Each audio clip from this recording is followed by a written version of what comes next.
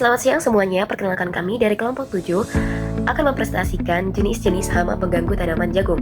Kelompok kami ada Mulyani, ada saya sendiri Naomi Otmarito Siregar, ada Aprilia Encen, dan Lisna Pindan. Materi pertama akan disampaikan oleh Aprilia Encen. Pertama-tama kita akan masuk ke bagian pengertian dan asal-usul jagung, atau dengan nama latin Zea mays. Jagung merupakan salah satu tanaman pangan penghasil karbohidrat terpenting di dunia selain gandum dan padi. Tanaman ini termasuk tanaman semusim atau anual, artinya hanya membutuhkan satu musim tanam untuk menyelesaikan siklus hidupnya. Jagung berasal dari kawasan Amerika Tengah dan kini telah menyebar serta dibudidayakan hampir di seluruh dunia. Setiap tanaman jagung menghasilkan tongkol atau buah yang berisi biji-biji kaya akan pati. Karena itulah jagung menjadi sumber kalori utama bagi manusia, pakan ternak, dan bahan baku penting bagi berbagai industri seperti industri makanan, pakan, hingga bioenergi. Selanjutnya yaitu ciri fisik jagung. Secara fisik, jagung adalah tanaman berbatang tunggal dan memiliki akar serabut. Tanaman ini dapat tumbuh setinggi 1-3 meter, tergantung varietas dan kondisi lingkungannya. Daunnya panjang dan berbentuk seperti pita, dengan tulang daun sejajar khas tanaman monokotil. Jagung memiliki dua jenis bunga dalam satu tanaman. Bunga jantan, tasel, berada di bagian pucuk. Bunga betina, silk, terletak di ketiak daun yang nantinya berkembang menjadi tongkol jagung. Tanaman ini sangat adaptif dan mampu tumbuh pada berbagai kondisi lingkungan, kondisi iklim, terutama daerah beriklim tropis dan subtropis. Pada klasifikasinya, tanaman ini termasuk pada kingdom Platae, divisi Macroniophyta, kelas Lilepsida, ordo Polaceae, famili Polaceae, genus Zea, dan spesies Chiamais. Selanjutnya tentang pentingnya budidaya jagung. Jagung adalah komoditas strategis penopang ketahanan pangan dan pakan nasional. Sebagai bahan baku utama industri pakan ternak yaitu lebih dari 70%. Permintaannya terus melonjak seiring pertumbuhan sektor peternakan, menjadikannya tulang punggung agribisnis Indonesia. Adopsi benih hibrida telah mendorong kelonjakan produktivitas dari 3-5 ton per hektar menjadi lebih dari 8 ton per hektar. Peningkatan ini didukung program intensifikasi. Adopsi benih hibrida telah mendorong lonjakan produktivitas dari 3-5 ton per hektar menjadi lebih dari 8 ton per hektar. Peningkatan ini didukung program intensifikasi telah mengubah Indonesia dari importir menjadi negara yang beberapa kali berhasil mencapai swasembada jagung. Potensi jagung berkembang ke industri bioenergi dan kimia berbasis biomasa. Tantangan utama ke depan adalah menjaga swasembada berkelanjutan dengan mengatasi alih fungsi lahan, serangan hama, serta fluktuasi harga di tingkat petani. Selanjutnya tentang hubungan hama dengan budidaya jagung. Pertama, hama membawa faktor pembatas utama dalam budidaya jagung karena menurunkan hasil panen secara drastis. Praktik budidaya yang diterapkan sangat mempengaruhi tingkat serangan hama di lapangan. Kedua, beberapa teknik budidaya justru dapat memperparah masalah hama. Olah tanam monokultur terus-menerus, penggunaan pupuk nitrogen berlebihan, dan jarak tanam terlalu rapat dapat menciptakan lingkungan ideal bagi perkembangan hama. Dan yang ketiga, oleh karena itu budidaya jagung harus mengadopsi pendekatan pengendalian hama terpadu, kombinasi penggunaan varietas tahan, rotasi tanaman, pengaturan jarak tanam optimal, pemantauan rutin, dan penggunaan pestisida yang bijak diperlukan untuk mengendalikan hama secara efektif dan berkelanjutan. Oke, langsung saja kita masuk ke dalam hama yang menyerang tanaman jagung itu ada 3.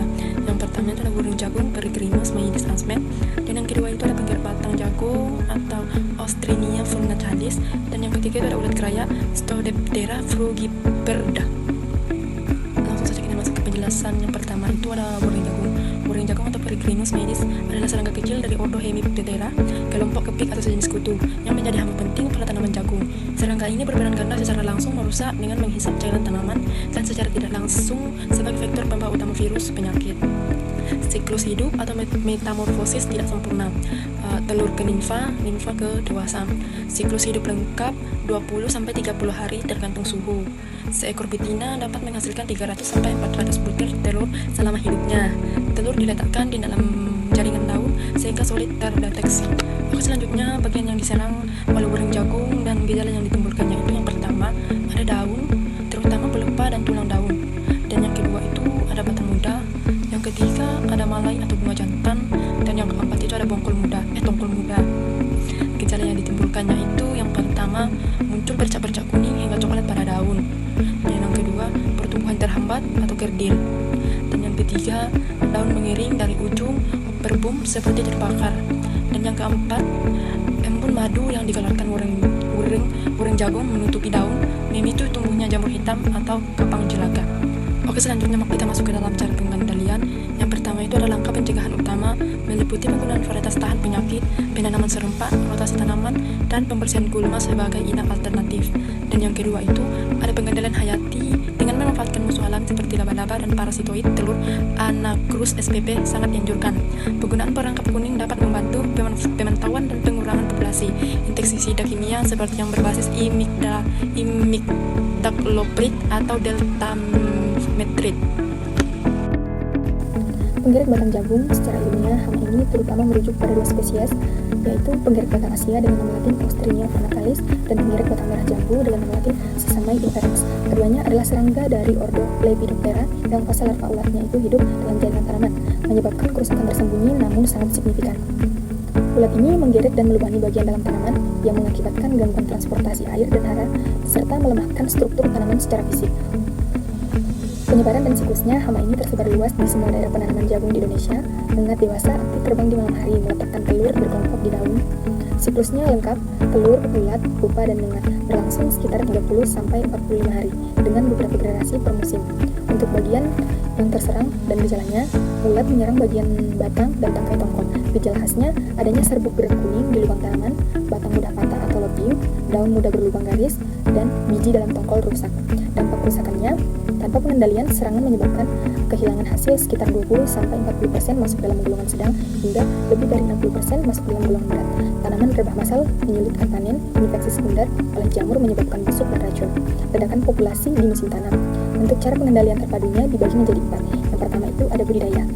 Gunakan varietas tahan dan rotasi tanaman serempak, dan lakukan musnahkan sisa tanaman. Yang kedua ada pengendalian secara hayati dengan cara lepaskan parasitol telur Trichoderma spp dan memanfaatkan cendawan Beauveria bassiana. Untuk pengendalian secara fisiknya itu dengan cara kumpulkan dan hancurkan kelompok telur dan pasang perangkap feromon.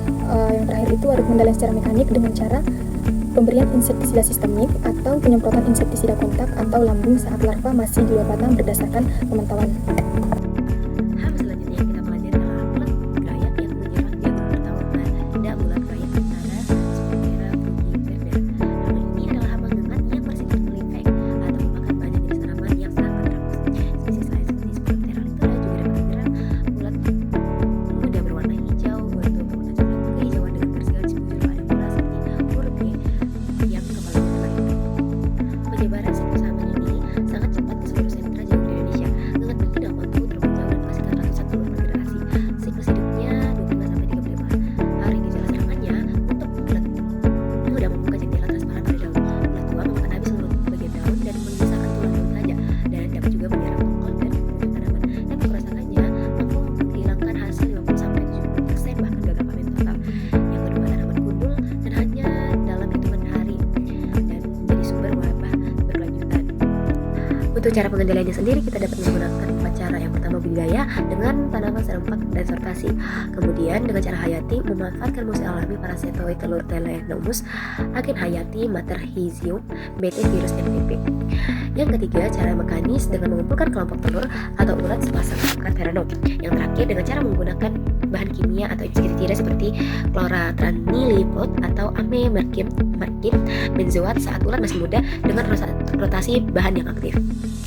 Baik, seperti yang kita ketahui bahwa emang ekonomi adalah batas kepadatan populasi hama, di mana tindakan pengendalian harus segera dilakukan untuk mencegah penyebaran populasi meningkat yang menyebabkan kerugian ekonomi dan melebihi biaya pengendalian. Prinsipnya, semprot bukan ketika hama sudah terlihat, tetapi ketika populasi hama akan menyebabkan kerugian yang besar daripada biaya untuk mengendalikannya. Jadi, ambang ekonomi untuk 3 hama yang telah kita pelajari.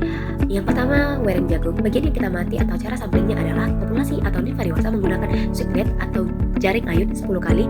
Ayunannya di 5 titik berbeda atau dihitung langsung pada 20 tanaman sampel. Patokan ambang ekonomi pada wereng jagung rata-rata 5-10 ekor wereng nympha dengan dewasa pertanaman atau hasil sweep net menunjukkan populasi meningkat. Keterangan dan tindakan yang harus kita lakukan adalah pemantauan rutin serta dini krusial karena wereng berkembang biak cepat dan mengeluarkan virus.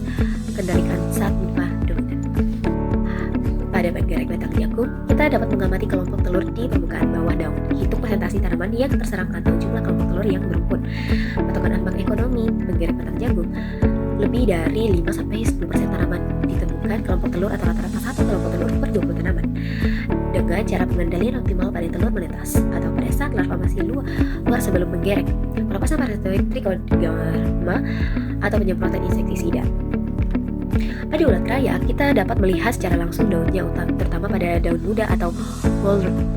Hitung jumlah kelompok telur atau larva muda per 10 tanaman sampel. Potongan ambang ekonominya lebih dari 2 kelompok telur atau lebih dari 5 larva muda per 10 tanaman sampel pada fase vegetatif awal. Pada saat mencapai ambang ekonomi, segera lakukan penyemprotan dengan insektisida hayati. Bisa menggunakan BT, virus, NPV, atau bahan kimia selektif. Ulat muda dan sangat rentan. Jadi kesimpulannya adalah budidaya jagung yang sukses bergantung pada pemahaman mendalam tentang interaksi antara tanaman, hama, dan praktik pertanian diterapkan. Hama utama seperti penggeret batang, ulat krayak, dan wereng jagung dapat menyebabkan kerugian besar hingga gagal panen jika tidak dikelola dengan tepat.